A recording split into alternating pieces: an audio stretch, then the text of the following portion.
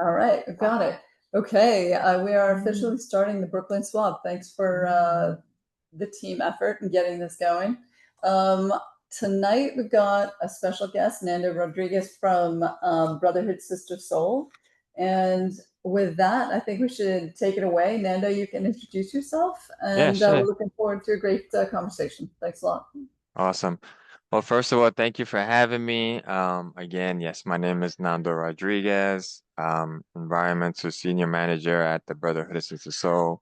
But I am a New Yorker, born and raised in the Lower East Side. And I've been in the environmental world since my 15, 14 years old. So over 30 plus years. Some of you guys may or may not know Open Road of New York. I used to work with them in the Lower East Side, and basically as a teenager, I was able to design and create most of it with my own hands. The garden that is nearby East Side Community High School, which is now called the East Side Outdoor Park, which is slash garden slash playground. And that is where I also was a part of creating the hot box and practicing and creating different type of testing and techniques with the different designs of the hot box. Um, so I've been in the game, been in New York City doing environmental work with young people for over 30 years. I've been composting for that many years as well. So I wanted to share really quickly so I can give enough time for questions. Something that I'm working on with an organization and a project that I jumped into or that I was asked to be a part of. And then with that, I kind of created this campaign and I presented it to the organization, and the campaign and the organization have been able to push it. So I will jump into the slideshow that has a little bit more of these explanations. I would suggest everyone, if you don't have a piece of paper and pen, I am taking information, any pros and cons that you want to say about the website so that you can write it down and then possibly send it to me, share it with me, email it to me, however you want. This is not um, it's not published yet, so it's still in the drafting time. So I'm trying to take as many information as possible. And now with the times that has come, 10 years, now there's a new basically plan, solid waste management plan for the city. And EJA, the Environmental Justice Alliance, throughout the People's Solid Waste plan. I don't know if anybody's seen that, but I think that there is a time where we need to come together, and I'm inviting as many people as possible to join me with this um, map to use this as a tool to advocate for community composting. So without further ado, I'll present. Let me see.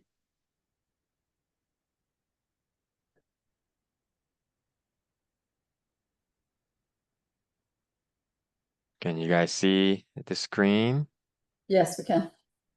Okay, again, this is not published. It's still in the beta scenes. I'm going to move the picture of us to the side. So it starts off in the home page. So this is the campaign that I have thought about and brought about to the organization. It's the New York City 1000 Composting System Initiative. We're all familiar with the Millions Tree Project, kind of try to mirror image or think about the same idea, but instead of a million, I think that starting off with 1,000 composting systems in each borough of New York City. So in every borough will be 1,000 composting systems. And this is not to replace any project, any program, any municipal, any larger system. This is really to complement so that we can reach our 2030 zero waste goal. So um, the brothers says, oh, I'm not gonna run and read all of this stuff. I'll let you guys read it and I can share some of this, but this is just basically the first page is kind of explaining this initiative that is coming through the Brotherhood of the Soul, and the idea is for 1,000 composting systems in every borough.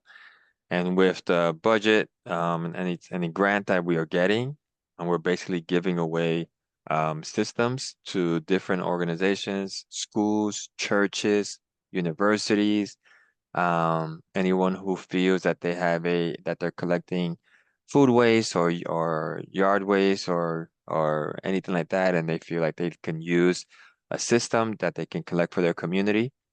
We're trying to support that. Some quick statistics that we have, the idea that some people come into the site, they want them to understand the need for community composting, but composting in general. So these are just some quick statistics on the first page. And then we want to make sure that we want to highlight the New York City Community Compost Network.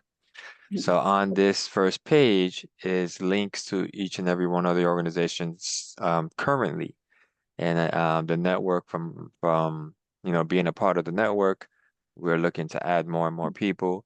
But this is the current first group that was a part of the City Council's Save Our Compost grant that they have given, the funding that they gave to the organizations, and these are the groups that was a part of it. And every link, every picture goes to their page on the network.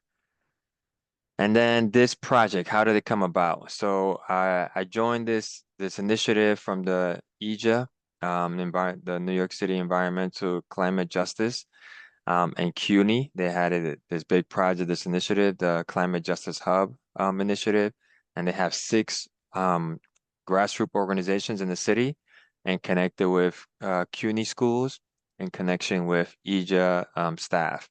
And I was one of the Brotherhoods of the Soul was one of the groups that they have invited to be a part of it.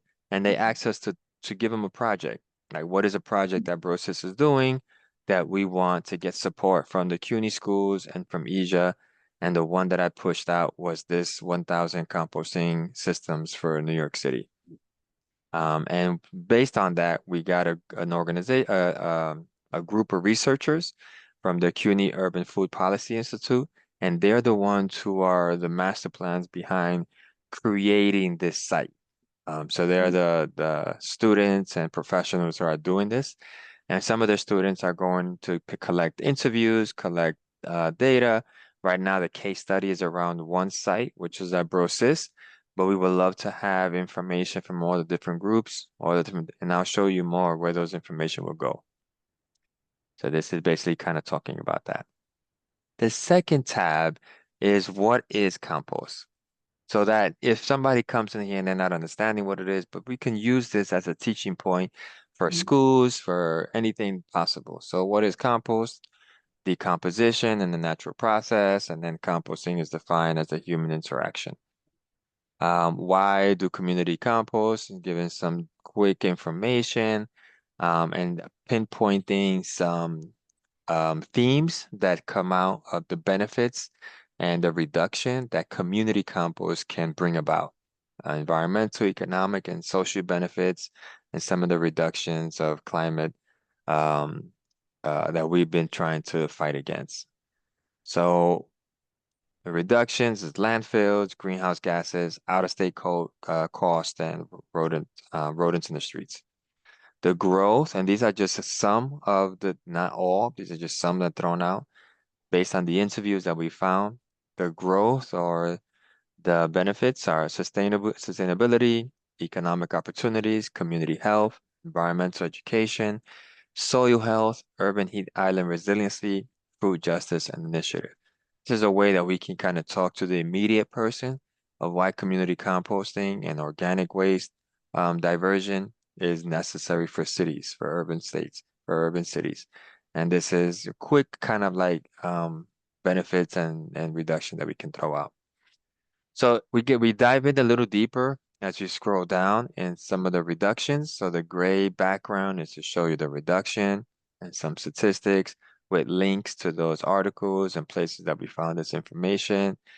So these are the 4 things that we kind of highlighted for this website, but we know that there's many more. And then the light background is the increase with, you know, some of that conversation. So environmental sustainability, it's an environmental benefit, the green jobs and economic opportunity that community compost can bring about, community engagement and health benefits, um, environmental education, some soil health, you know, helping the urban heat resiliency, food justice initiative. And these are just a few that we wanted to highlight, knowing that there's many more. And there are links to other articles throughout all of these spaces. So this could be used as a research. This could be used as a beginning step of somebody trying to understand why composting is important in New York City, specifically why community compost is important. If we hit the plus sign on this space, um, let me see, it goes a little deeper. We can talk about the Master Compost Certificate course. We could talk about systems, specifically the Hotbox. Just to be a selfish plug, that's what I use. That's what I've mastered on. That's my beauty and joy. Um, but that's, you know, and then there's an article that Cornell, a study that Cornell had put in to put that. And then other bins, just to show people that there are other ways. So it doesn't necessarily, the campaign doesn't necessarily say you have to have a hot box. It says compost systems. So if the hot box is not your thing, you can try any of these other styles that people use. So I want to make that very clear that I'm not trying to throw one system. I'm trying to throw community compost in general. Um, so yeah, so that is the second tab. I'm trying to move through this quickly because I know I have a short amount of time. The initiative talks a little bit more about the initiative and just thinking about some statistic on it. Some of the key goals, these are just the first three goals that we wanted to highlight for our initiative is increase environmental education and activism among community residents. When people are seeing community composting happening in their community gardens, I feel like there's a little more engagement. When people are able to come into the gardens and drop off their food waste, sometimes they'll walk in. There's a buy-in to like, oh, I'm invited, I'm interested, I'm intrigued to see where does my food waste go. Sometimes we can't do that necessarily unless taking a drive or going to a factory to actually see our recycles being recycled and what they create. But community composting, a resident can drop off their food waste, go into a community garden, and actually see that process being happening and see a final product, which they can then use for their own resources. I think that is a major point of this part one that I wanted to highlight. Second part is that we obviously, you know, have a lot of unhealthy soils in our community. Every street tree are like warriors of New York City, where they're fighting every dog or every, you know, garbage being thrown in there. So our soils are, you know, always not the greatest. So having resources right there, right in their community that they can go to and recuperate for a project is beneficial for any neighborhood schools, any churches, any individual that they can go and collect some finished compost from their community composting process site and be able to do something about the soil in their community.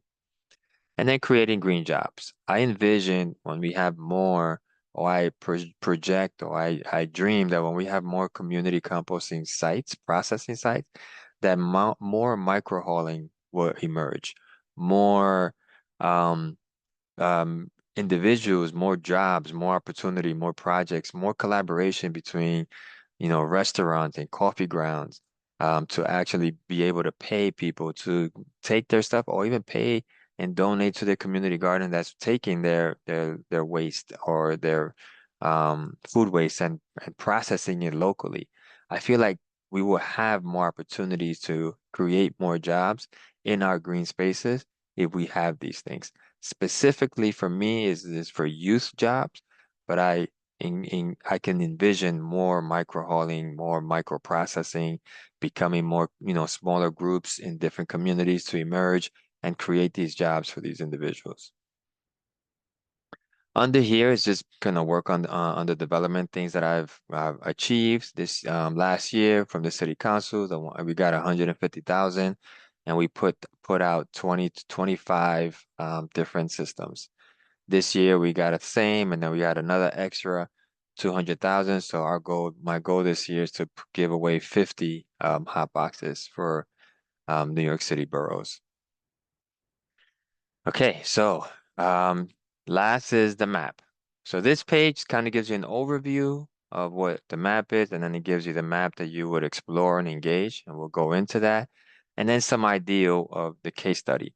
So the case study for Frank White Memorial Garden is just showing how much I'm processing, all the different young people, all the different groups, corporate groups, volunteer groups, everything that's happening at Frank White Memorial Garden. We're documenting it and making this as an example of what could happen in every community garden if they have a processing site, or what is happening in some community gardens when they have their processing site.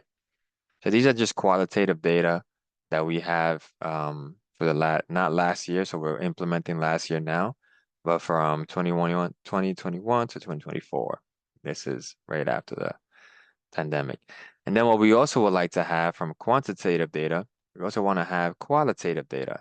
So on this page, you scroll down, you can see people talking about those themes that we pinpointed, environmental benefits. So you hit this arrow and you can see some of the information that they've mentioned. Green jobs and economic opportunities. You can hit this arrow and you can see some people in that field. Some of our young people interviewed, other young people and the other professionals, community well-being. So these are just qualitative information that you can see. And then in the bottom would be events. And the events could, right now, it's just what we do, but it could be every group throwing events here. So if somebody wanted to see a current event that is happening tomorrow, they could come in here and see it in what borough, community boroughs, and different events, specifically around composting. All right, so let's explore the map. So you click on explore the map, and it's an interactive map. I gotta move the pictures to the other side now. So the legends on the side, when I take everything off, I'm gonna put New York City Community Council districts. And then the first legend is New York City Compost Network. So if I click on it, this is the locations where the network is actively working. Either they have their office or they have a garden or they have a drop-off location. These are different locations that we have discovered for the time being at the moment that we researched online. We haven't gotten the specific location directly from them, except for maybe big reuse. But these are the stuff that we looked up online and that we saw their address and different community gardens that they're working with. If I click on a specific group, actually right here, it gives you the list of the different places that they're actually working with that shows on their website. Compost Power on the different locations that they are. Astoria Park, Lower East Side College Center, BK Rock, so on and so on when we click on this arrow going down. If I scroll and I click on one of the legends, it gives us a little information of the location, the name, the address, and then the website that you can find that community garden or school or church or whatever the case may be. Here in some of these, you'll see images and videos and documents that you can, when you click on it, it'll just come in. And then we have it where you can actually add some more to it. So thinking about showing the network, right? That's the idea of this one legend, is to show kind of like the network. Take away that legend, let's show the campaign or the initiative. This is specifically where I put hot boxes in. So if I click on one over here, you can see that one of the hot boxes I put is Staten Island, and then it can show you where I'm missing and where I need to go to. But in some of these different legends, you'll see information. Let me see if I can see one that has like a picture. And there's some of the information here is also from big reuse as well.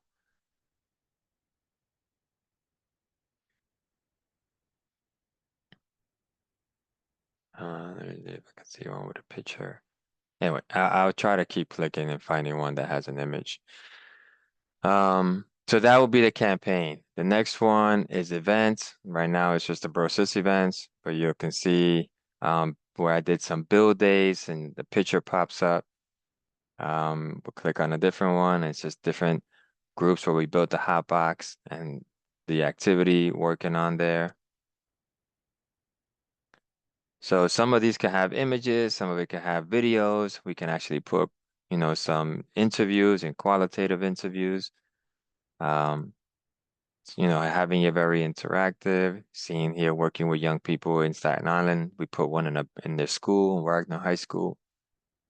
And you can see it's right in their courtyard. So that would be the events. Food scraps drop off. So we had this food, we thought it was important to have this here as well. So if somebody's coming in and they want to find their local food scrap drop off, they can find, where's the drop off at, the location, the address, go on Facebook to find out the hours of the day, um, and then how to get there, closest buses and things like that, or district. And then we have the DSNY food scraps. And these other smart bins. And then you can see where there's some are missing, and it could be that that information is there, but it's not on their website. But you can notice where most of the population of these smart bins are and where some of them are not. The same with the food scraps. If we were to click here, we can see where there are some missing drop-off locations that we should actively work on getting more community compost activity going on there. And then we have the interviews and some narratives in the locations that they have, and you have a little comments. We need to educate, and we need more money to educate people and the public service announcements. It should be on the way, on the subway and the buses. So, one thought of what I thought about the map and the way I like to kind of like talk about community composting is that the city is to me kind of like an ideal, thinking of the synonym or the what's the word? Simile or Like a metaphor? like a metaphor. Yes, thank you for that. Mhm. As the city being like a compost pile, right? And what first happens in a compost pile is microorganisms emerge. So if we think of the campaign as community composting, right? These are microorganisms emerging and developing and growing. And as this happens, then you have a network that creates macroorganisms in the compost pile. And they get more people and it gets more active and it starts to get hot. So once composting is getting hot, community composting is getting, familiar, you're having events happening, and then it starts to get more popular. We throw in the food scraps and we throw in, so it starts to get hotter and hotter and hotter. So when we can do this from the micro level, which is community composting, the macro level are the bigger agency, bigger facilities like the Parks Department, big reuse, Lower Side Ecology Center, Earth Matters, that they have the trucks and they have the bigger stations. Those are the macro level. Then after that is getting hot and everything is processing and decomposition's happening. Then at the municipal level, it's going to be easy because it's so familiar in all of our community. It's happening everywhere in our blocks. It's happening in every conversation that the municipal level, people are going to just dive right into it because it's hot, it's processing, it's burning up. And then we have a city, with the right idea of organic processing, which is like a compost pile. Start from the micro level and work your way up to the municipal level. And that, my ladies and gentlemen, is what I have for you. That's great. That was wonderful. That was amazing. Yeah, we're loving the metaphor. Absolutely loving the metaphor. Hey, one person had a really great question, and maybe that will get everybody on the same page. They were wondering, could you define what is hot box composting? And just to say, it's Betty who had the question, who started Garden Train in Brooklyn Oh, with schools having gardens. So she might be really interested. Yeah, so Hotbox is just a different system. It's the same process, four elements, right? The greens, the browns, so nitrogen, carbon, and then you need oxygen and water. So the hot box system has passive aeration. So we have PVC tubes with 3/4 inch holes in them. So as heat is building up inside of the system and heat rises, it pulls in the cold air from the pipes. So instead of having to turn your pile in the hot box, you don't turn the pile. You mix it ahead of time, the nitrogen and the browns, the green and browns, you mix it ahead, and then you pour it in. And as that is processing and getting hot and heat is rising, it's going to pull in air where it can. And those pipes, because they go through the pile, not all the way through the box, just through the pile, it starts to pull in that air from there. And as heat rises, the steam is rising. On the top of it, I have another plastic polycarbonated sheets that doesn't absorb water. So condensation builds. So as condensation builds at the top, it drips the water right back down. So hot box is just a name of a process where it's less activity from the human and more of this closer to, you know, decomposition style because we're not interrupting it. So And when you you think of, invented, right? yeah, so in high school when I was in the Lower East Side, Open Road of New York, Paula Hewitt, who is the director there, was working on this prototype. And as a teenager, I joined in and I started to help with the prototype. So we did it with, plywood, we did it with fiberglass wood, we did it with sand and plastic, and finally we got into this material that is recycled plastic molded and that looks like wood that lasts 30 plus years. Um, Rodents don't like chewing through it, so it doesn't deteriorate. It stays, normal. It stays strong for many years. The rodents don't like chewing through it, so they don't even bother. And it gets hot. And because this theory that I don't think a lot of people talk about, we are used to composting and turning our soil, turning our compost for the oxygen. The fact that in the hot box we don't turn it, there's another, I feel, research that could happen of how the macroorganisms are feeling in this system that is not disturbed. So we don't turn it for 3 months. We don't move it for 3 months. So the idea of like these organisms feeling like they're in I like to say 3 month resort where all the water, food, party. The only thing they need to add is maybe a speaker so that they can have like a real dance party. But they're undisturbed. No-till farming. No, I have a question. It's true. Hi, no. Hi, Hel- can I ask my question? Yes, Yes. please do. Yeah. So, Nando, I had the opportunity to see Hotbox demonstration in I think April, May. There was some presented by all students of CUNY at the Graduate Center. Mm-hmm. And I asked some people who had the hot box over there, and I said, could we have it for the schools? But my question to you, to make it short, will you make this available for our schools in our few districts in at least the underserved communities, Title I schools in Brooklyn, for example? Yeah, I know. Is I'm that something looking. that you're thinking of? And the other, Absolutely. and the subsequent question would be, would we give the possibility, the opportunity to the students to assemble themselves the boxes, the hot boxes? I don't know. Maybe you Yes. thought about this. Maybe there is a project. I don't know.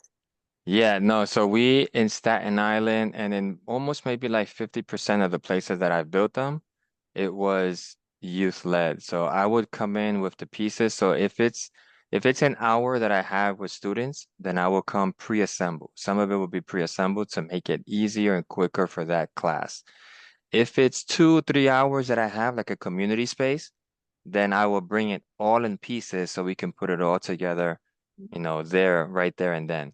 If the community garden or the school or the university or the church, if they don't have anybody, they just have people dropping off and a few people processing, then I don't mind going and building it myself and Mhm. having a lesson to teach the composters in that garden, in that space, how to use it, and then let it be. So I can design the build day in however custom it is for the space that I'm going to. Mhm. Mhm. So send me an email of your location, the place where you want I to, will. Could you and I please just can, put your email address in the text, or maybe Rhonda has it already. yeah, Rhonda has it. Yep, I do. Thank Mary you. has You Amazing. it. can put it in the chat too. Yeah, I'll put it in the chat also. I can do it. Okay. Do you have a bigger picture of the hot box that you can share for like for Betty? Betty's also Miriam is an like a super #1 mom volunteer in schools and goes into a lot of schools. Betty, who asked the first question about hot boxes, does schools also. So you might have some good connections here, everybody. Let me see if I can open up my Instagram and maybe show it there. Can you still see my screen? Is it still Yeah, it's up. It's up. okay? So I'll see if I can show a more Nice. Yeah. I have to log in. I got to log in. Sorry, give me a second here. We won't look at your password. Hopefully it'll just be those little asterisk things. I know, right? Can I ask you a question while you're logging in, or should I not bother you? Yeah. Yeah. Okay, so you're talking about you want to map 1,000 In each compost borough in of each New borough, York. but they I'm don't have focus to be all so hot boxes. You're saying I'm just want to- focusing on hot boxes.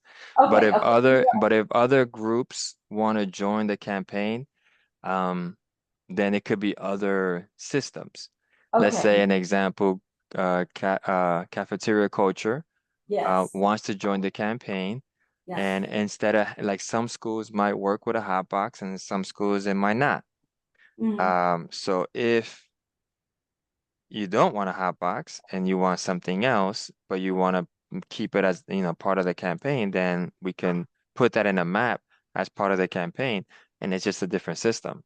Okay. If And I get, $10 million and I can put 5,000 hot everything. boxes throughout the whole Yeah. city, Yeah. then I would do it. Let's Um, see. so I got interest in I'm trying to go for a big grant with this guy in LA who is Okay. part of this countrywide grant now, and hopefully he can give us money. So, I know that, resources, especially funding resources, is always very hard for small groups and schools, So I'm finding any way possible to get people a free box. So the Brother and Sister Soul is the vendor of the Board of Ed. So there's this grant with the Board of Ed that's called the Sustainable Grant. I think, Rhonda, Yeah. you should know about that one. Yeah. Yeah. So we put our name on that too. Oh, good. So it's a small grant, but with that, we can get them a hot box, teach them a couple of lessons, get the kids to learn how to build it and put it together. And that's a whole experience. And that school has a hot box, That's So great. if it's not through the city council, which the idea of this map is to push um, for community compost to have a staple budget Yeah. in the city budget.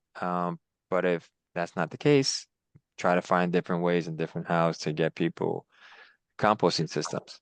Okay. Can I ask another question? Can I ask oh, Hold on. Oh, go ahead, Yeah. Hannah. Yeah. Yep. Please. no, this is probably a whatever idiot question for those who are very involved in these individual composting. But are all of these sites doing different things with the compost? Any Most of them are doing the same. So most of them have a food drop-off with the community, and they're processing the food drop-off with wood chips or yard waste that they're clipping and putting in the hot box and doing that. The Bissell Garden in the Bronx, they are going to be doing all of their farm waste. So when their yard, they're farming because they have a market from their farm. So they're just going to be doing mostly their produce from their garden, and they're processing that in the hot box. But you can do anything. So this system, it's a cubic yard box, and it's meant to get to those temperatures that we need for more than 2 or 3 weeks, which is 130 degrees. But because the box itself and the material that I use for this box, if you have a really good mix, you're able to hit 160, 180 degrees in those boxes. And those are temperatures that you can actually, and I don't encourage it, I just tell people they can, and if they wanted to explore, they can. You can actually compost meat because you're reaching the temperatures to kill off the pathogens that are usually found in meat, which is 160 plus for about a week or two. So it's on anyone. They get the hot box. The idea is that they are processing and getting resources locally so that if they are community residents or their own gardeners want to bring in food waste, they have a location 2 block radius. People who are into composting, instead of putting it, if they don't want to put it in their brown bin, let's say the brown bin is full, because that's the story that I'm hearing a lot now in residents. Or I go down to the brown bin and it's full, or it hasn't been taken, it's waiting like 2 or 3 days to be taken. They go to a smart bin, they can't log in, that smart bin is full also. So then where do you go? What am I to do with this food waste? I'm gonna have to throw it in the garbage. But if they have another option, that is accessible to them in their community, they can go to a community garden or a church or a high school and actually, hey, I have food waste, and process it right there locally. I don't know if if that answered your question, Pamela. So I guess what I'm trying to understand is out of these many, many different sites, all of them are taking the very end product somewhere different. Oh, you mean the finished product? What they're Yeah. doing with the, yeah, they do what they can. So some people are using it right in their garden. Some people are using it for street trees in their community. Some people are using it for other community gardens that may not have compost and that may not get accessibility to compost right away. Sometimes residents come and ask for finished compost for their, yards or for their plants in their homes. Because what I was wondering is on that site, you've created that mapping thing, whether there's any tracking of the very end result and what all these different things are places are, how much they're collecting and what they're actually doing with it at the very end. Yeah, that's a good question. So on this area on this map where it says Brosis community events, let's just imagine it doesn't says Brosis and just says community events. This is just for now because of the case study.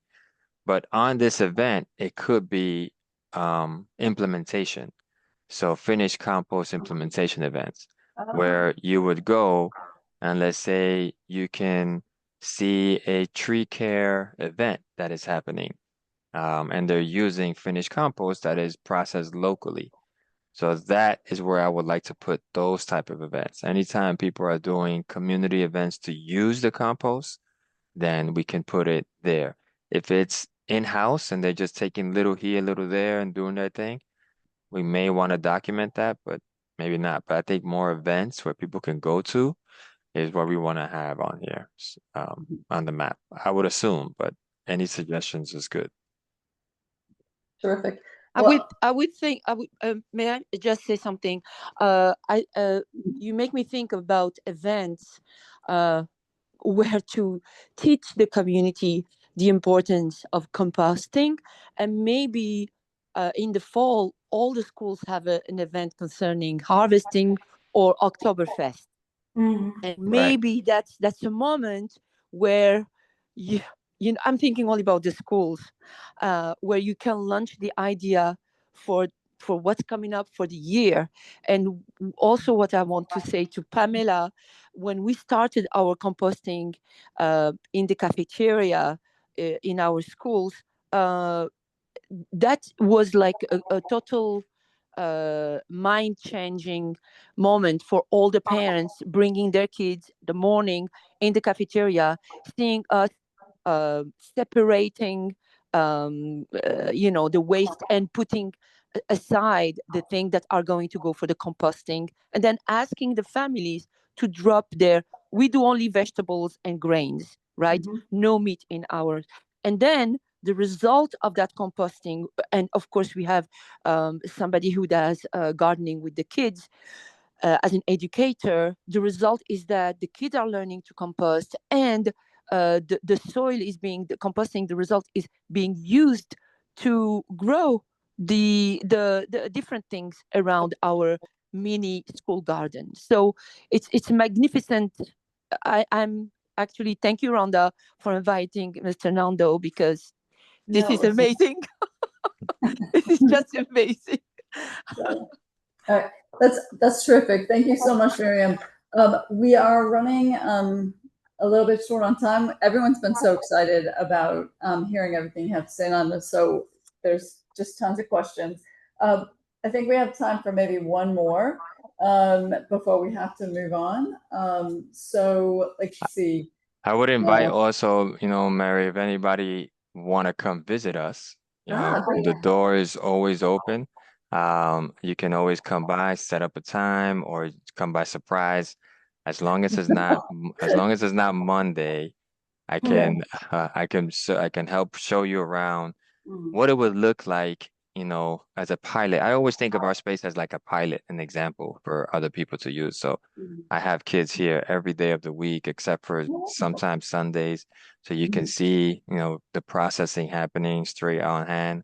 You can see people cutting, young people. We have elementary kids chopping up greens and mixing it. So Where are you located? Where are you? We're in West Harlem, 143rd Street between Broadway and Amsterdam. If you want me to go to Brooklyn, we can go to East New York Farms, or we can go to one of the places in Brooklyn where I have a hot box, and we could show you there. So, but I know there was one more question, and then I have to move on. Sure. I think the last one's from Vasil. He's like, how many people does one hot box handle? And it might be maybe the capacity,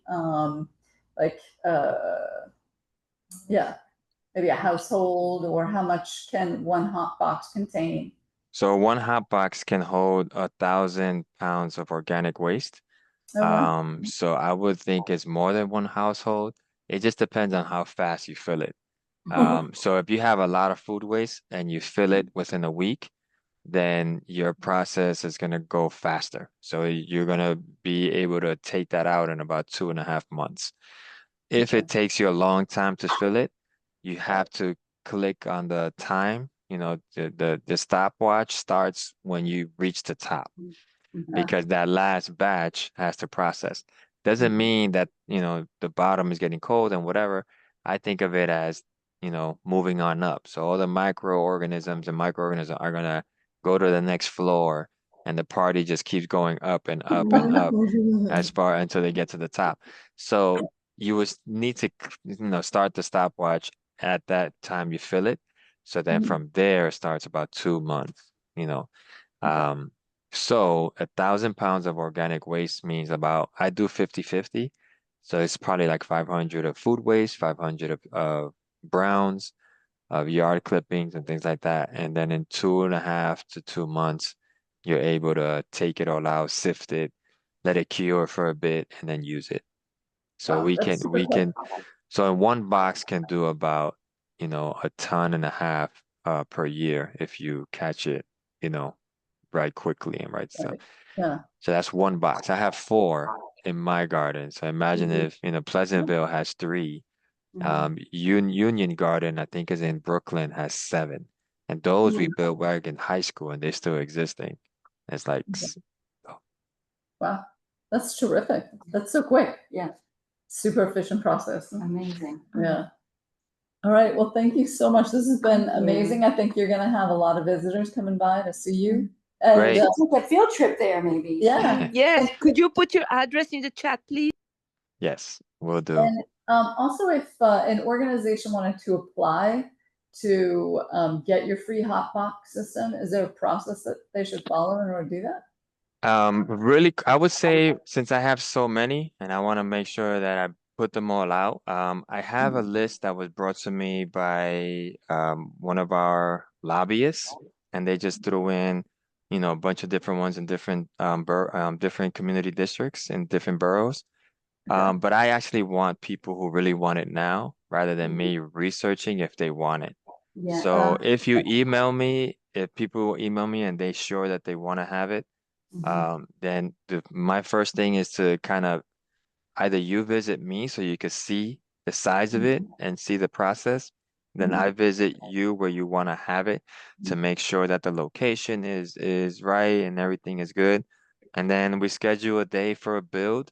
If you want to be interactive and a workshop, then we can do that and schedule it. If you want me to just build it, then I'll come in and build it, and then I'm always on call. So from once you have a hotbox, you could always call me and I could always come in for any troubleshooting questions, for any conversations, a workshop that you want me to run with your community group. Every group sometimes, transition every 3 or 4 or 5 years. So you might need another. So I'm here, I'm training kids to know about it. So the more and more is out there, the easier it is for everyone. So that is it. So just really call me if you really want one, and we'll put you on the top of the list. All right, terrific. Amazing.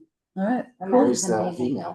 Let us know when you publish them out. We'll get it to you. Yeah, Will do. When you publish the whole it's right site. up here in the chat. Yeah. I'm gonna put the address in the chat, and you guys are welcome to come by. Thank you, Nando. I sent you the email already.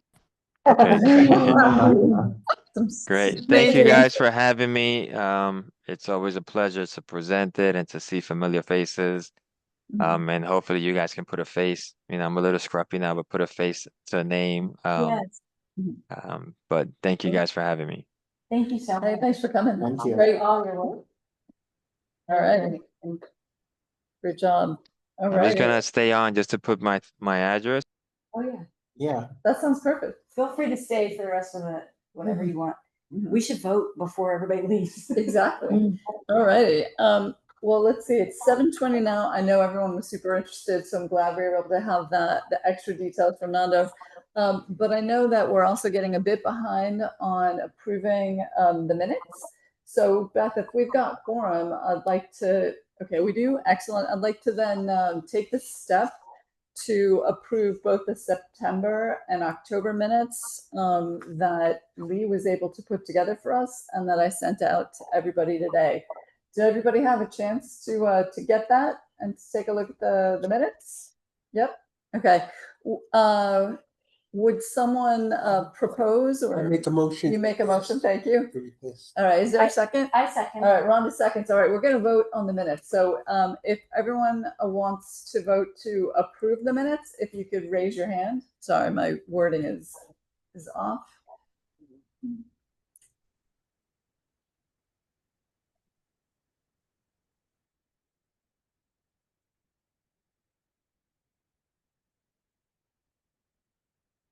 Beth, do you need people to raise hands or?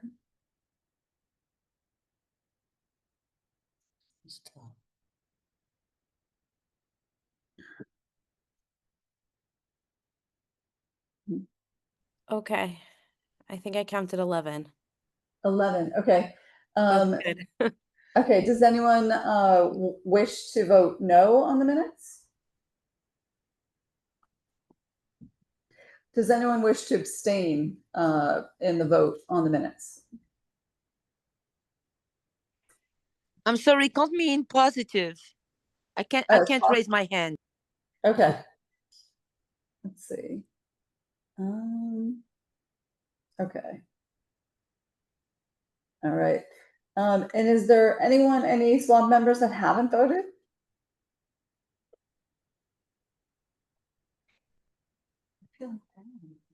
How many did you? 11. There's 13 here. Yep. It's fine. Yeah. Okay. You need the number. Yeah, because we don't have to all vote for Okay. we're present. The meeting minutes passed. Thank you so much. And with For that, both months. yes, for both Yeah. months. Yep.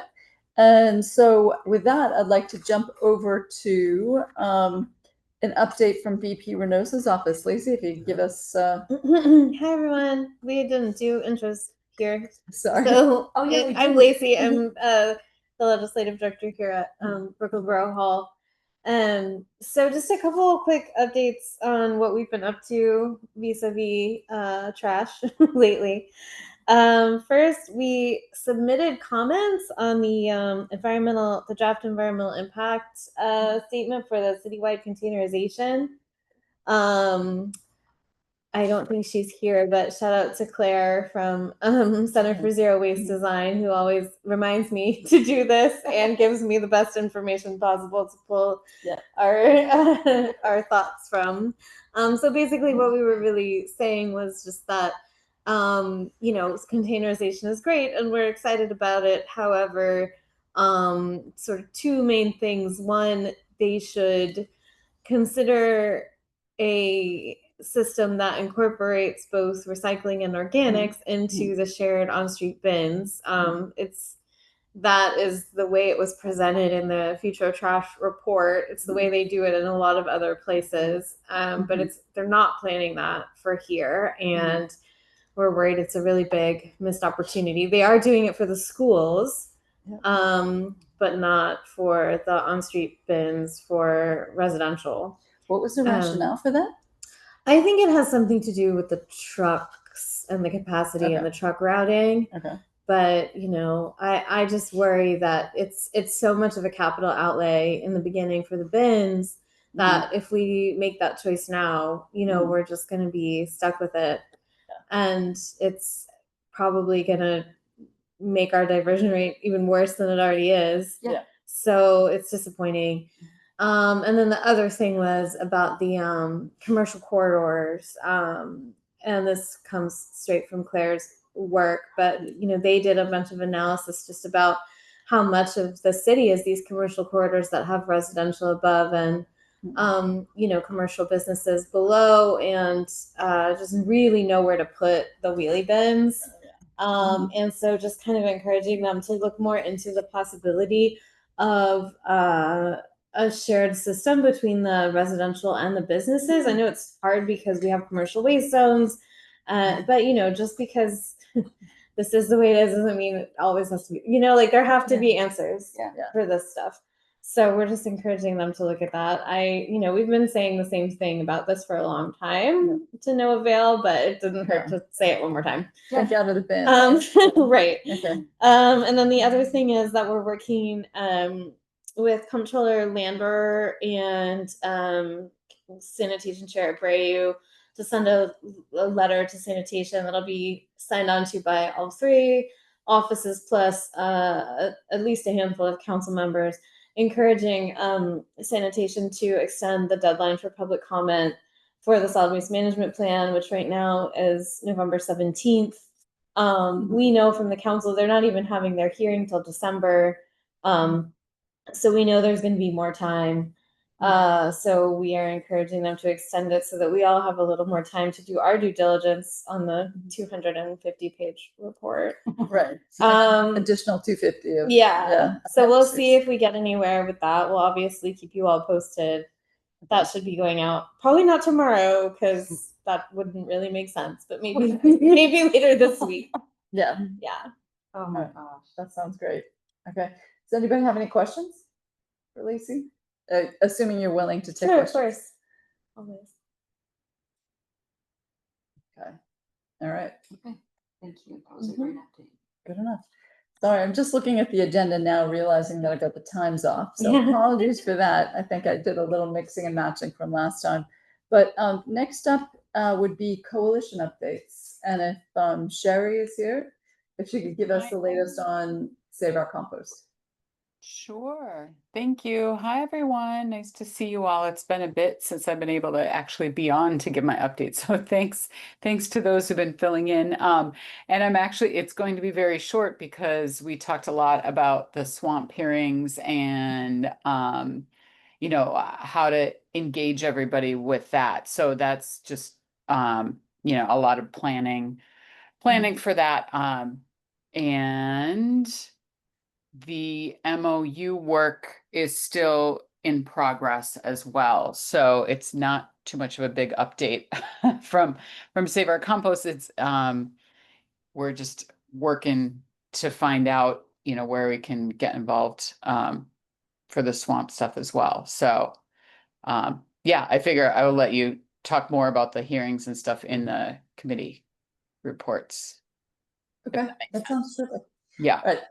Thanks so much, Sherry. No problem. Uli, anything on reusable NYC? I know they moved their meeting around, so. Yeah, they moved the meeting, but I went to it. The big focus was on their survey and the prioritization. There still was kind of an overwhelming interest in focusing on the choose to reuse legislation. So they're I guess investing in trying to find someone to pick that up, particularly because Powers is not going to be there anymore, and he didn't pick it up this session anyway. That's just a bit. I think they're also really focused on that hydration for all bill. So if anyone is having an event where they want to kind of distribute postcards, that people can send them in. I think they go to Adrienne Adams, try and get her to put that legislation up for a vote. So if anyone has an upcoming event, let me know and I'll put you in touch with Reusable NYC so you can get some postcards to distribute. Okay, that sounds great. Thank you very much. Okay. With that, going over to committee reports, what I'd like to do is kind of build a little bit on what Lacey was sharing with us earlier and share some slides with you, because I know everybody just loves to see slides all the time. But, you know, like it's hard for me to describe it any other way, and I'm trying to put it in slideshow. There we go. So the SWAP chairs met, and basically they put the questions together of kind of what Lacey's talking about, what's going on with the swamp. We all know there was the presentation on October 27th where DSNY did a public meeting about the swamp. They took a few questions at the end, but it was a pretty high level. So we have sent a letter to DSNY asking for an extension beyond the minimum required public comment period of 45 days. They have said that's not possible. They've said that the New York City Council was going to be approving it soon, and so they needed to move things along. The New York City Council has now moved their first hearing outside of the 45-day comment period. So the rationale doesn't necessarily hold. So we all got together and we were saying, what is going on? What should our approach be? We do not feel that this is sufficient time to really put together substantive testimony. So what the SWAB chairs decided is that we will submit a letter saying that there is insufficient time. There is not enough time for actual citizen engagement. So what we're going to do is continue with the testimony hearings that we've been having. On Thursday at 6 o'clock, we're going to be having a hearing on managing waste in our buildings. And we've got prep session. Yeah, a testimony prep session. Where we're going to be hearing from people from 32BJ. I think Claire Mifflin has said that she would come.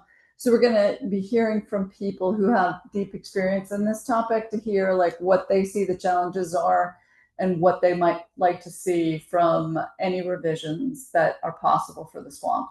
So that is kind of how we're moving forward on this. So we have not yet scheduled a hearing.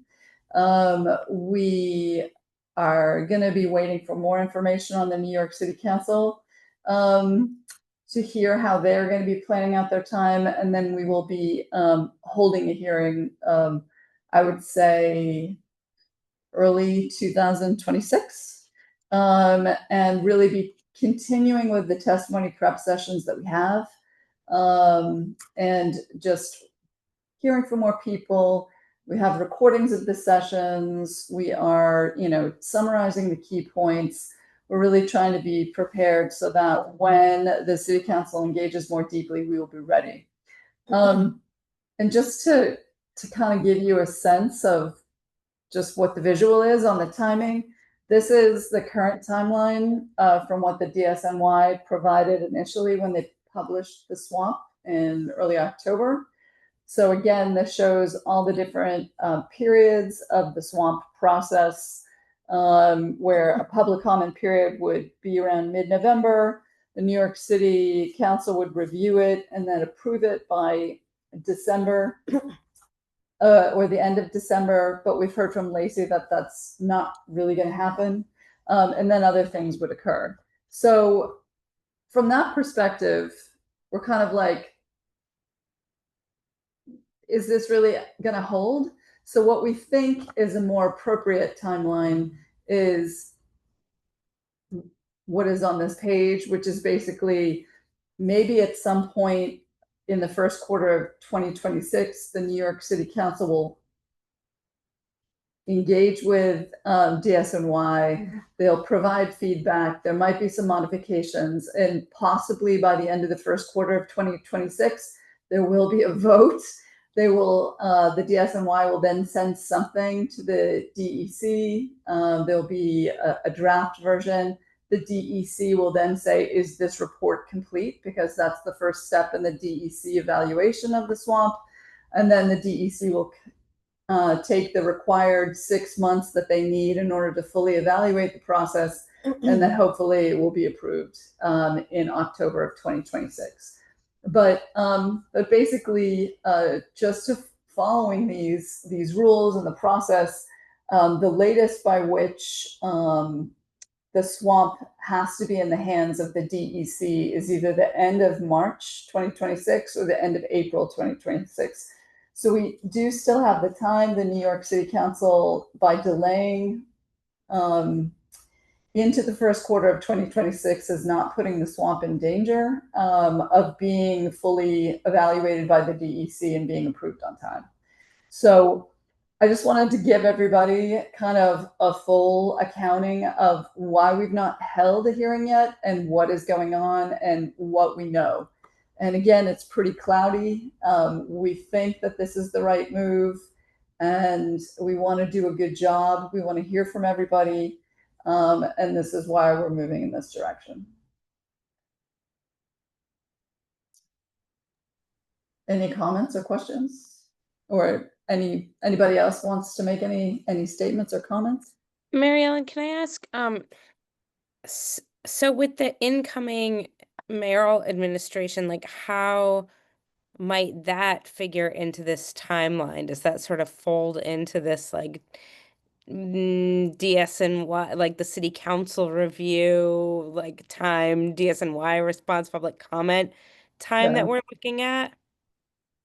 Yeah, that is really tough to say. It's anyone's guess, right? I mean, Yeah, I mean, well, what I will say is that like the part of the difficulty here is like we know that city council is having their hearing on December 8th, 9th, I forget, 9th. Yeah. 9th. And then shortly after that, you know, they're in January, there'll be a new speaker. They'll potentially, we don't know, they could replace Abreu as chair. That's up to the new speaker. So we can't really get a commitment. We talked to Abreu's office about what they would like to see, and they are working with the central staff, who for the most part will stick around and be consistent with the committee. So like, you know, the lawyers and the policy people who work for the sanitation committee on the central staff. Technically they work for the speaker. Sometimes they shift around when the speaker shifts around, but there's a lot of them, so probably not all of them. And so what we know is that they've been talking about the potential for even more than one hearing, focus on different things, but that's going to be up to a new set of people. So they just can't really say much more than like, we're going to do this hearing in January, and we're certain that they're not going to vote by the end of the year. What happens in the new year, we're going to have to kind of, I think, jump on whoever the new speaker and chair are as soon as we know that, and get them up to speed on the situation. Okay, great.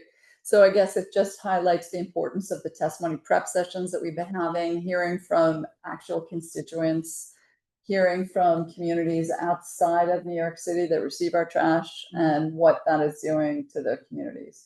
So, you know, we are moving forward with it, and the legislative committee is in the process of rescheduling their meeting, which overlapped with a testimony prep session. They will draft a letter. We hope to get that done by the end of this week and send it out to the SWAB for review and vote. Again, this is all kind of coming together, and we're really like trying to look through a glass darkly and feel what's going on. So, I mean, we really wanted to have this a bit more buttoned up, but we don't. We don't have that certainty.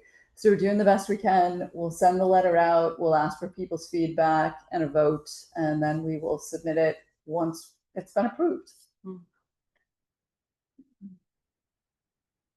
Any other comments or questions? Also, Marie-Hélène, if I may say, there will be so many moving parts after the elections, and then the new speaker for the council and the city council, etc. I think that the best way is to be ready to put pressure on whoever is the new group and get them to focus on this. Then we don't waste so much time.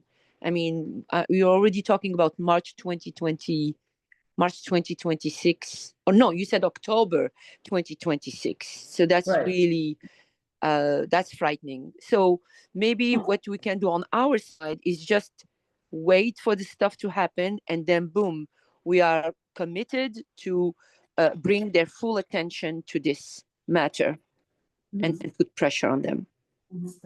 Yeah. Okay. Yeah, and presumably there'll be a new sanitation chair too. So as soon as yes. the council will be negotiating with that person. Right. Of course.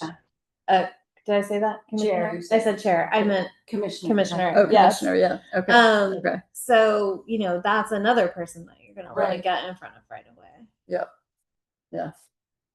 Yeah, a lot of moving parts. Yeah, but important, very important. All righty. So I think I'm gonna stop sharing now. Yeah. But it's moving. The process is moving forward, Mhm. and it's there's a lot of talking about it. It's not just hand wringing. Right. It's like the chairs are moving it all forward. Definitely. Yeah. So yeah, we're learning a lot, especially from the people that we're speaking with. Thursdays from 6 to 7:30. Everybody's welcome.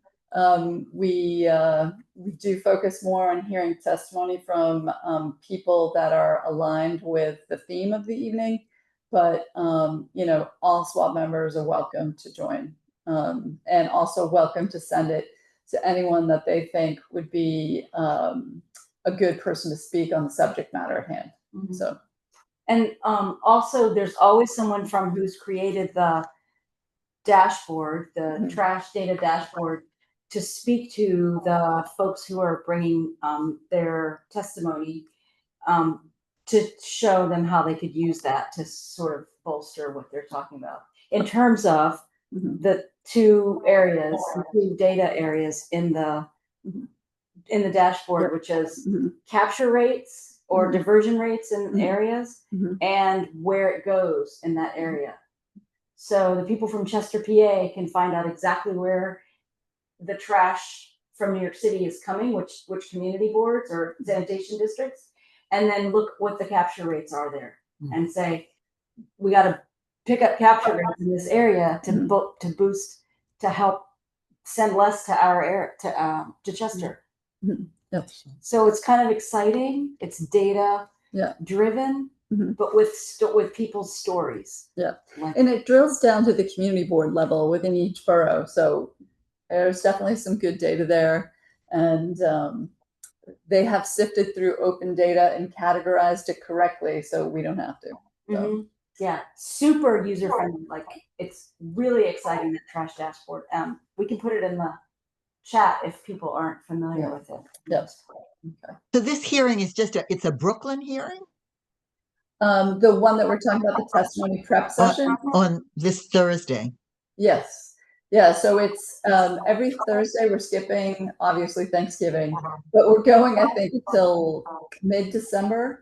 But we can send you the information about it and the topics covered. I think that the one coming up is managing waste in buildings. After that, it's managing waste in our public spaces.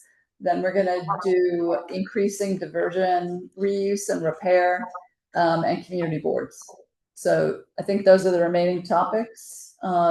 So Yes, so we'll send that out. We'll send it out to the, maybe the general Brooklyn SWAB and all public people associated with the SWAB, so people can be aware of it. Related to the solid waste management plan, what's going on with the other SWABs in terms of their review of it and comment, Yeah. commenting on it? Matt, you've got your hand raised. You want to talk? Yeah, I guess I think we're all working together on the, first of all, these prep sessions. And we are also been working together to get an extension or to encourage that there be an extension granted. We plan at least to have, I would hope, I think the plan still is to have a hearing in each borough, sponsored or held by each of the SWABs. So I think either that or just one big hearing, but I think we may be leaning towards individual hearings in each borough.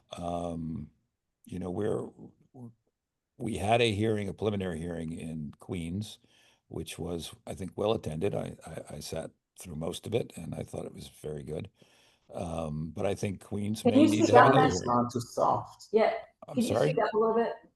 Yeah, I guess I'm having a hard time with my can you hear me now? Just project, yes. Yeah, so yeah, I mean we've been working together as a team, the SWABs, and you know I think we're going to be having a series of hearings ourselves before or after or during the city council schedule, and everyone is welcome to testify. And I think these info sessions are extremely helpful.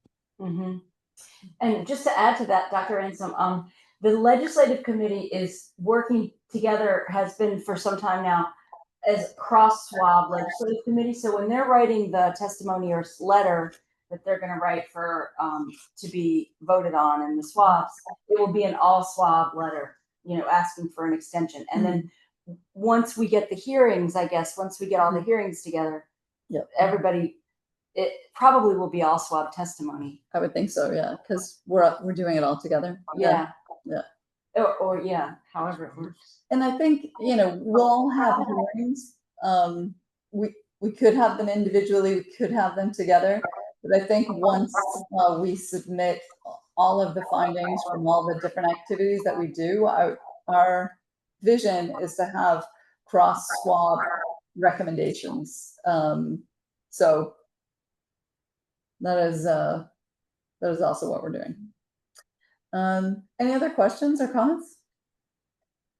And In terms of people being prepared to testify at a hearing, I mean, I guess you had some meeting before this about this, solid waste management plan, but it seems like people would need to know.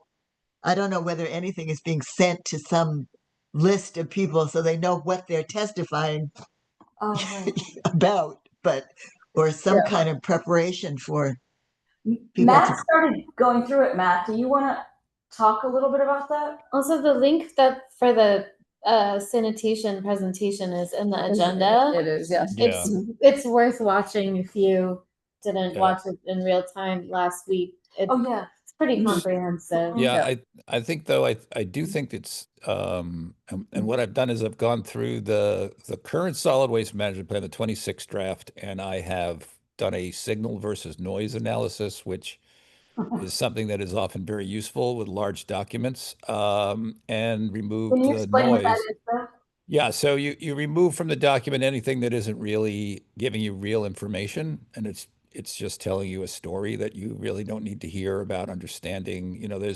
All documents are like this. So you pull out all of the noise, and then you're left with signal, and then you look at the signal, and you find that it cuts down the amount of material that you have to read and comprehend, and makes the narrative a little bit more digestible and understandable. And so we want to, I think it's about a third to 2/3, maybe close to 2/3 now, through this process of just summarizing each of the 8 sections of the document. And then I think it might be very useful to have an info session just on going through the signal part of the document and understanding really what the overarching theme and message is, and where we need to spend as a group attention in terms of making testimony and recommendations, right? Yep.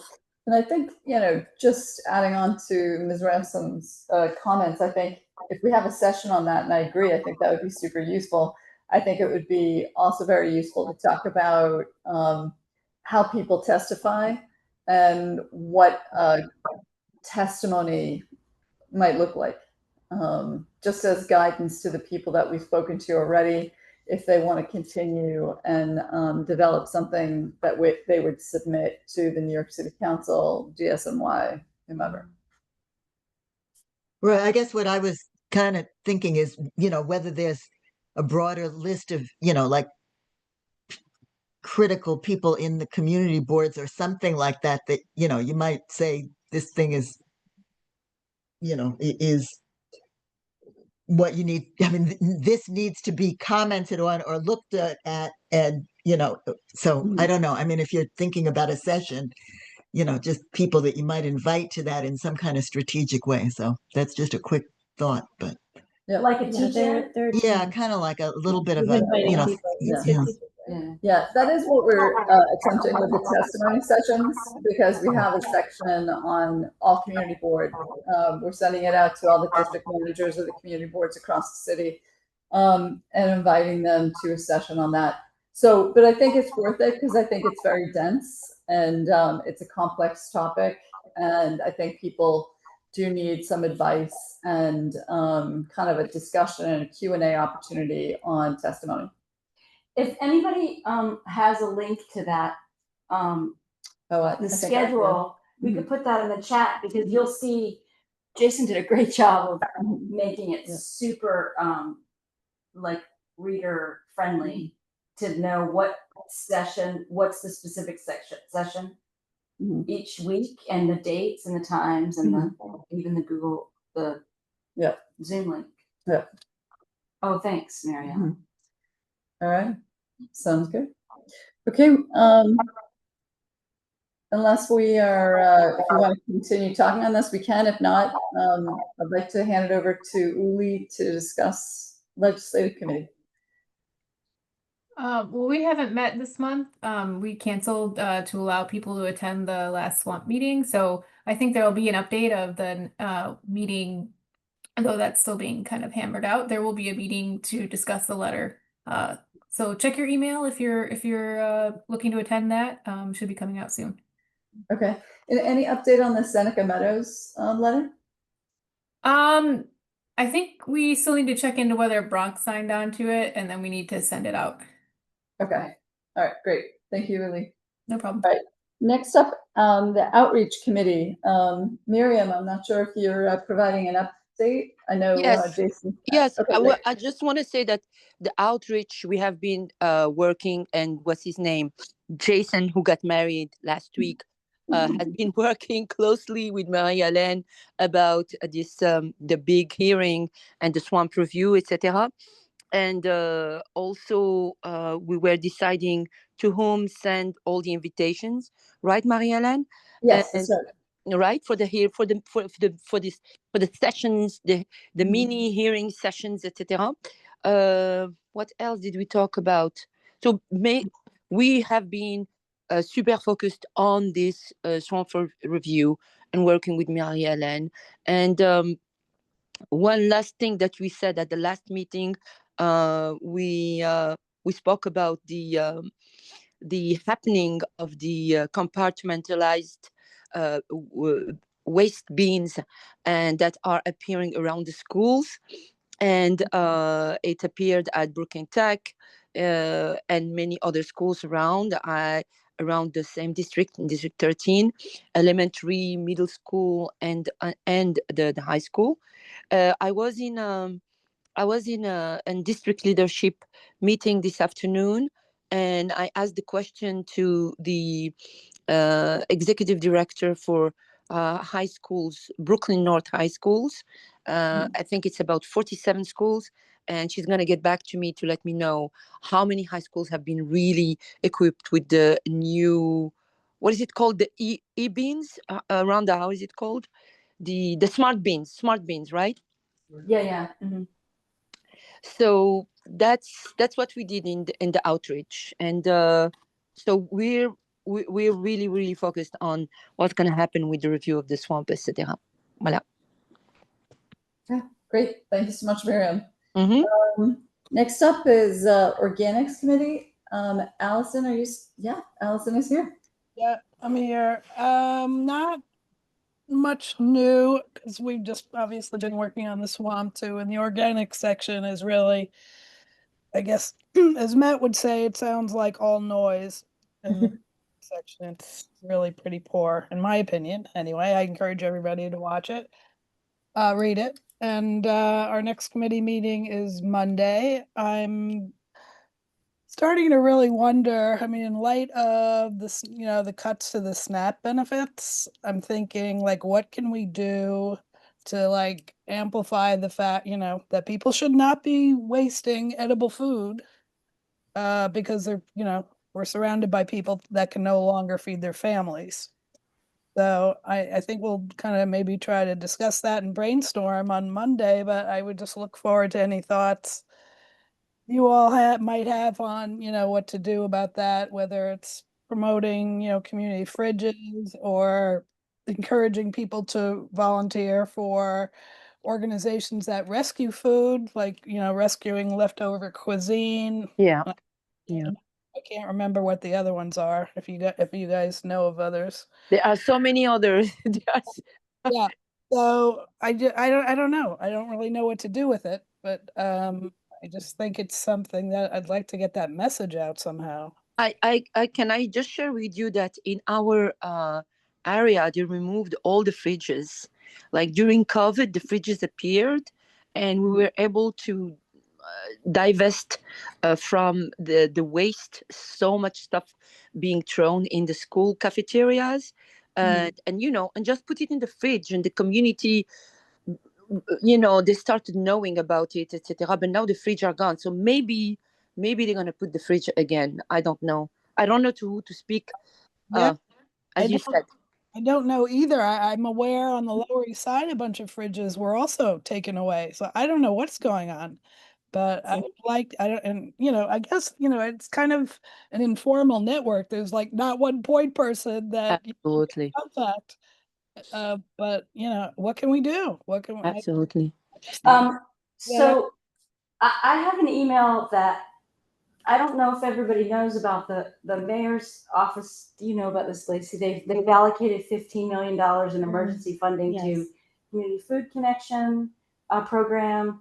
They're enhancing outreach to SNAP recipients to tell them about alternate food resources. They're strengthening food access across agencies, including New York City Public Schools, which will continue to provide free, healthy meals, as they have been since 2014, I think. And they're urging philanthropic and community partners. There is the food donation program, which, thanks to the 2021 law that City Council passed, all city agencies had to develop a plan for what to do with surplus food. So there is a food donation policy that's in place where people can do it legally, or sanctioned. People were doing it before, and then there's also the share table in schools. So there is stuff going on. Yeah, and you're reminding me that I think DSNY has a food portal, so I should talk to her. Yeah, that's what they were supposed to be using. And the 15 million was mostly going to be divided up between the big groups like City Harvest and God's Love We Deliver. There were maybe food bank. There were maybe like 10 groups, I think. Yeah, and the thing about this that's hard is that even after the shutdown ends, the people who are going to be eligible for SNAP, it has also declined quite a bit because of the big beautiful bill. So like veterans, there's like also going to be a work requirement now that's going to make it very hard for a lot of people. So even when the shutdown ends, this problem isn't going to fully go away. It won't be as urgent, but it's still going to be something. The governor mentioned $30 million being given these Yeah, hot she is doing that. I read that was for food pantries. I don't know exactly how that money's being given out, but that was Okay. the idea. All right. All right. My office is working on like a guide, not so much for the Okay. emergency situation because there's not that much we can do with that, but for the changes that are happening and like how to, because apparently it's just very hard to access information about like, am I eligible? Right. So our policy team is going to do something with that. That'll be on our website that we Right. can share. Okay. And they've cut the staff as well. Yeah, exactly. that So you can like call. you can't even call someone and ask. Yeah. Right. Okay. Sorry, does- who is Does talking? volunteering count towards, can you volunteer if you can't? Because often it takes time to find a job. Right. Yeah. You Don't can know. volunteer whenever you want. No, I mean, I think she means for the SNAP If it benefit. counts. Oh, I'm not the one working on this. I don't know off the top of my head like what counts and what doesn't, but I think so. There's different categories, no? Of like Yeah. furloughed workers. I'm not the expert. Yeah. I will share the document with you All when right. it's done. We'll look forward to it. Thank you very Yes. much, Lacey. All right. Next up, Suzanne on the NYCHA committee.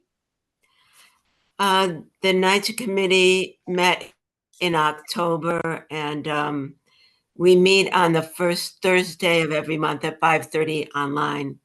And they spent most of the time reviewing the grassroots activities and events that they put on at NYCHA campuses over the summer. They got a grant to do waste dives that were basically recycling education at NYCHA campuses with activities and refreshments and games. And they also had mending circles that Sharon Silberman put on. Okay. And the mending circles, I think, were intriguing, and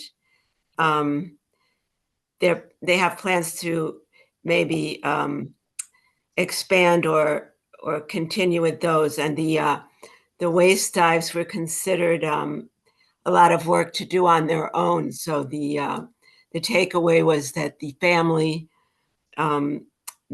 days at each campus are days that people look forward to, that NYCHA residents look forward to, and a lot of people come out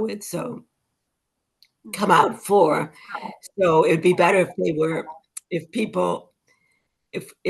NYCHA committee partnered with that and was one of the kind of presenters at the family days.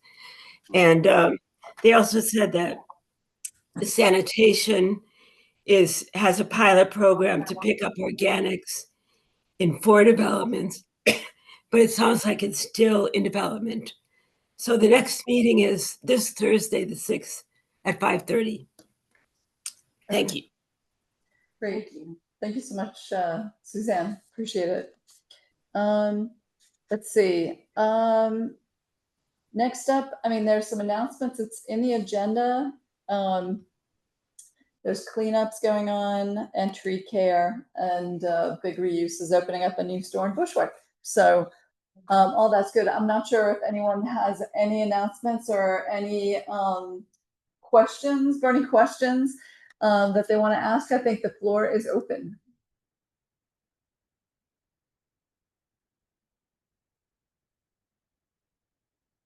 Urban Soils is having an event, I think, on the 14th on waste soil. All right, great. Where? At 43rd Street. Okay. I'm not familiar with the venue. Is it another soil testing day? Or No, you can bring that's- soil sample? Oh, good question. I don't know. No. But they're just showcasing the different aspects of Okay. What they do. urban soil. I know I just got a message from God's Love We Deliver. They opened, I think, a warehouse or some kind of operations in Brooklyn. So I'll send that around. Just we can all share volunteer or opportunities to help in this if people are interested. I can jump in on that. Actually, I believe it's an additional meal packing center. That's their main the main thing they were going to do there. I think the food is still prepped in Manhattan. But Okay. Sorry, do they have volunteer opportunities there? they do now. Yeah. Yeah, they do now. I don't know how extensive they are, but they do. I can drop a link in the chat. And I think maybe the event that Pablo was talking about, I think I just put in the master composter thing, the newsletter I sent today. I'm trying to look for a quick my quick link, because it was actually like a 2-day thing, the soils symposium or something like that.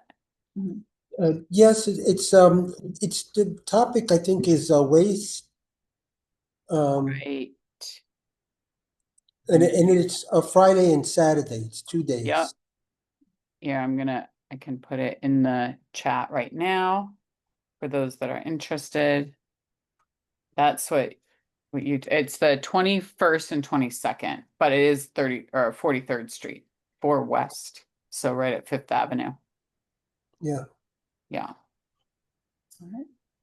Great.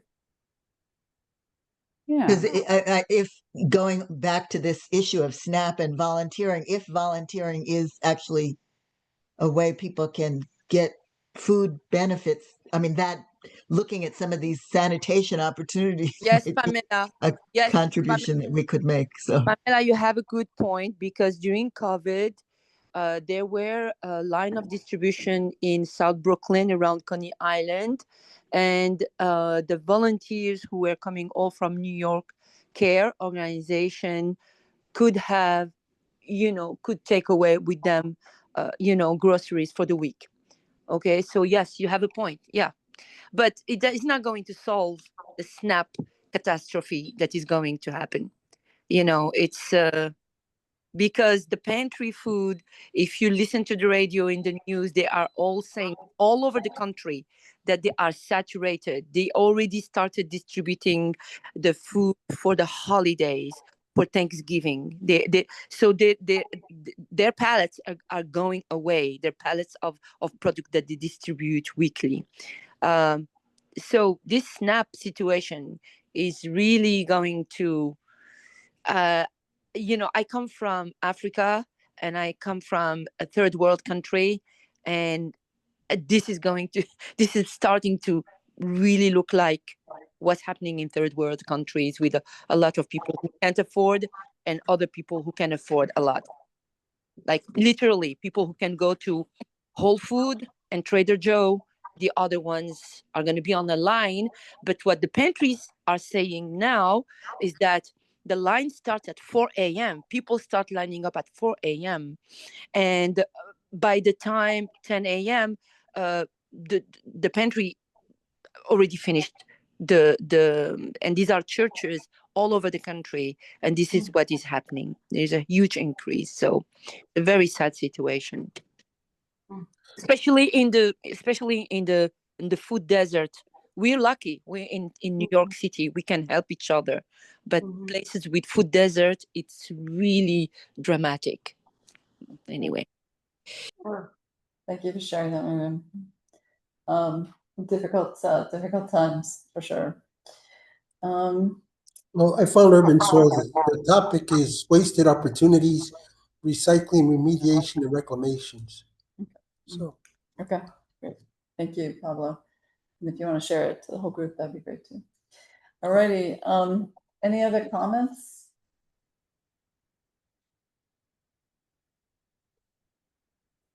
You guys, this is such a sad ending. I It want to is, just yeah. say the things. I just want to I'm say sorry. this. I've been hearing these reports all weekend long. I know. So It's not sorry, news. guys. It's the news. It's the news. And I just want to say that things feel really dark because we can see the darkness. But the reason that we can see the darkness is because there is so much light. And we are the light. The people who are doing this work and looking for ways to do more work are the light, and we see the darkness. It doesn't make the light darker. It makes the light makes the darkness lighter. So keep doing the work, and let's just keep the face. Yep, and grateful for the community that we have here, and we'll try and share opportunities and information. And thank you all for coming tonight. Yeah. Thank you all. Thank you. Favorite meeting of the month. Thank you all. You're the best. Thank you. Have a good night, everyone.